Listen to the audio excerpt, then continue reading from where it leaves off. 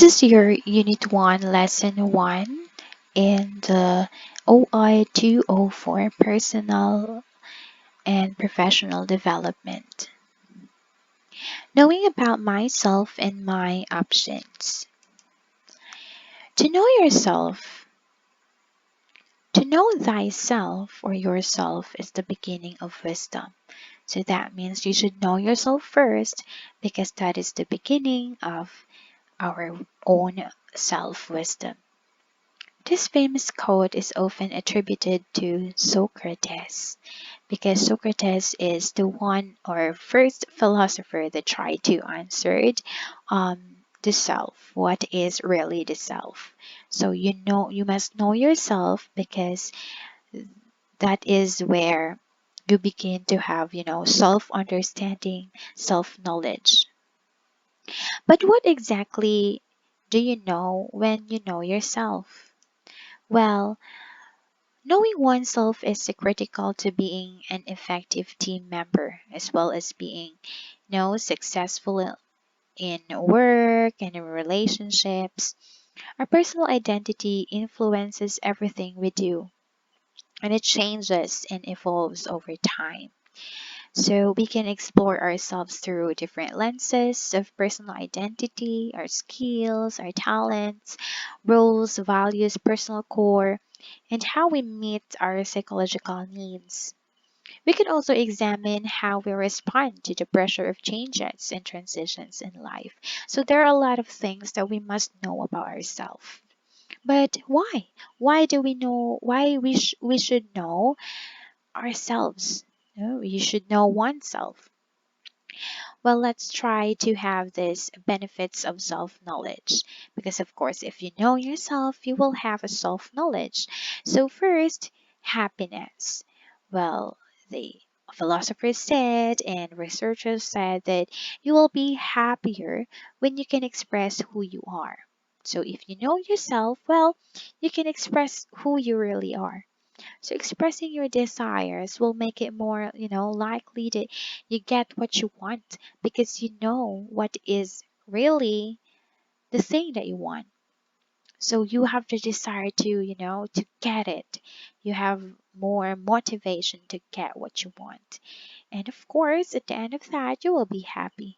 So happiness. Let's go to number 2. You will have less inner conflict. So when your outside actions are in accordance with your, inside feelings and values, you will experience less inner conflict.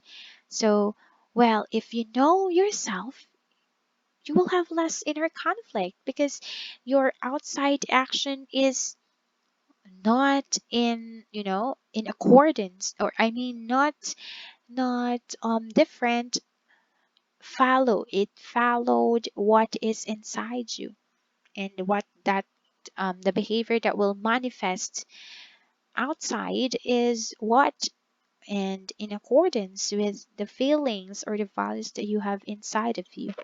So you will have a less inner conflict. You will not be in conflict with yourself. That's your intrapersonal skill.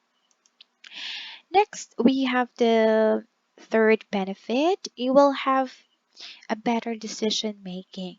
So when you know yourself, you're able to, make better choices about everything. It's like from small decisions like which sweater you'll buy, which, lipstick, brand of lipstick you'll have, to bigger decisions in life, like which partner you'll spend your life with. So you will have guidance.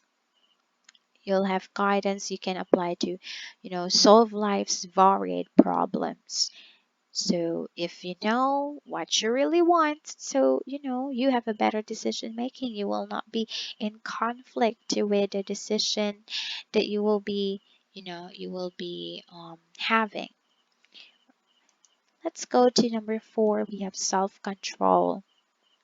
When you know yourself, you understand what motivates you to resist bad habits and develop good ones. So you will have self-control, just like this panda. Okay, this panda knows where to pause, when to pause, and then reflect and act again. You'll have the insight to know which values and goals activate your willpower. So you have a self-control. So you know what goal should get, or this goal, if this is a very nice career path for you, just like that. So you have a self-control. Next, we have, or you have, a resistance to social pressure, just like this.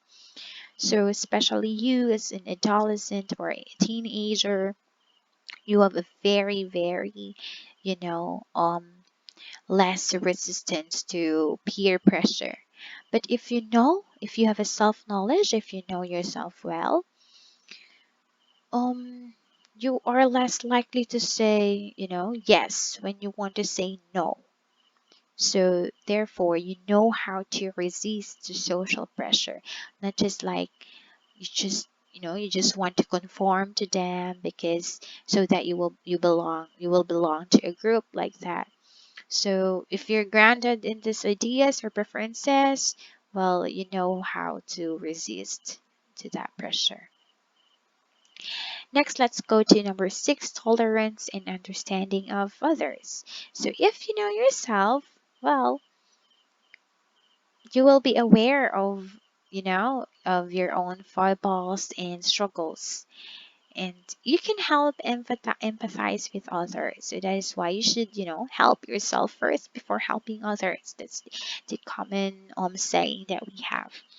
So you have tolerance and understanding others because you and yourself, you know how to how to you know you have tolerance to this kind of struggles that you have. Okay, so number 7, vitality and pleasure, I mean.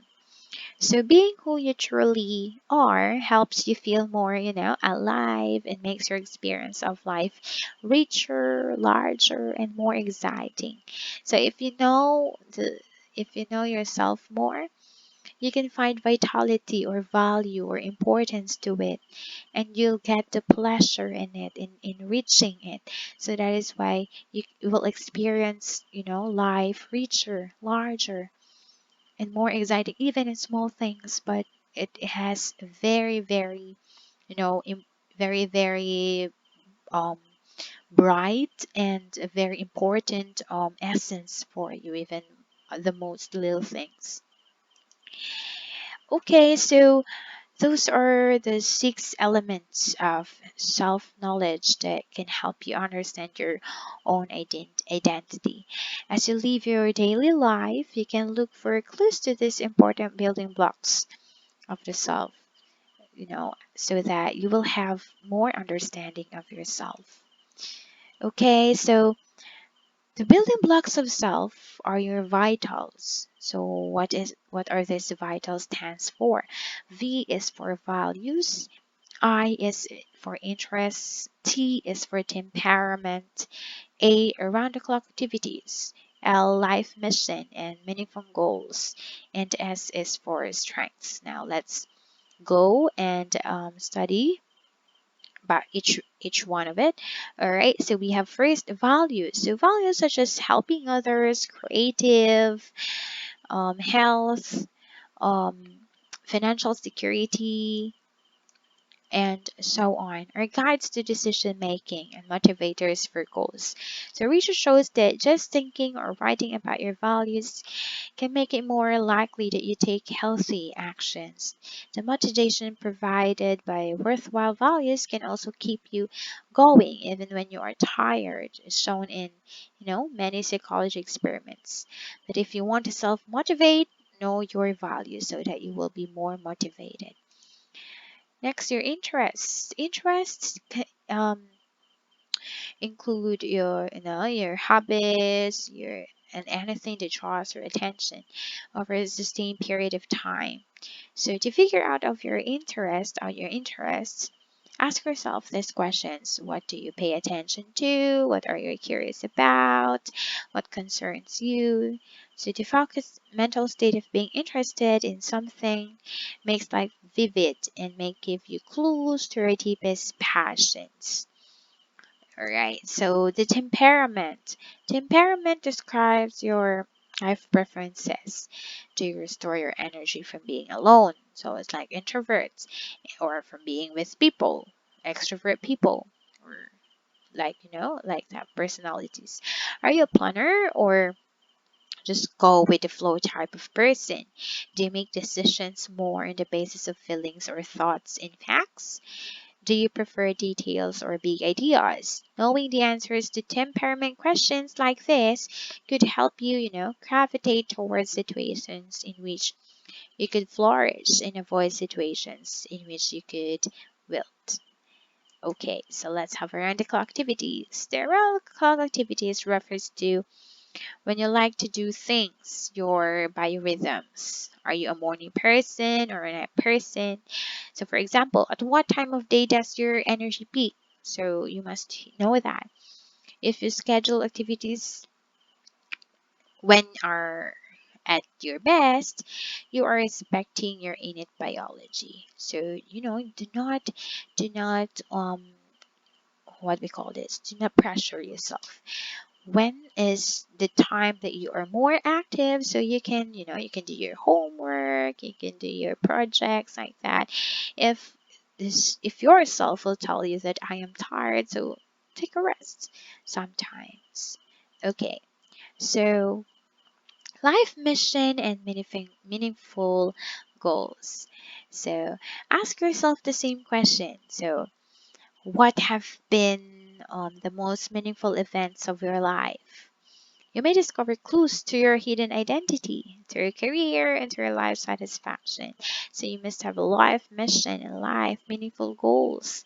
So if you have that, then well, you will have a very, very great, mission in life, and you must achieve that.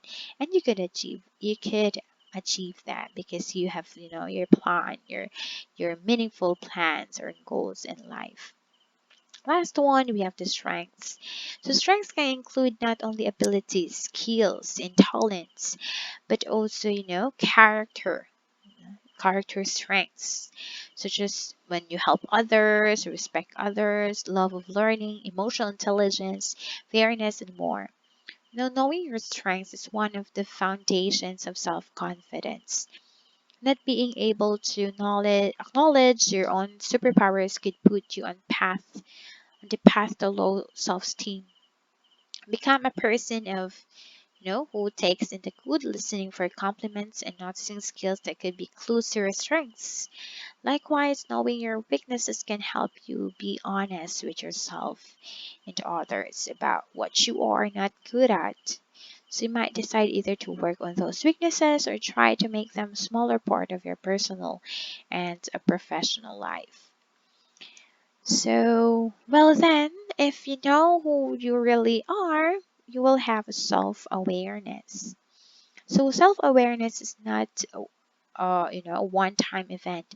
It is the best way to start thinking about your career and a place to return when contemplating transitions, significant decisions about your career. So as you grow and change with new experiences and exposure to new ideas, you will return to a process of reflection to identify new aspects of yourself. So it will help you navigate opportunities and constraints while clarifying purpose and motivation. The more aligned your career decisions are with who you know yourself to be, the more likely you will feel fulfilled and successful. So that will be the lesson for this part. So thank you so much for having me in this presentation.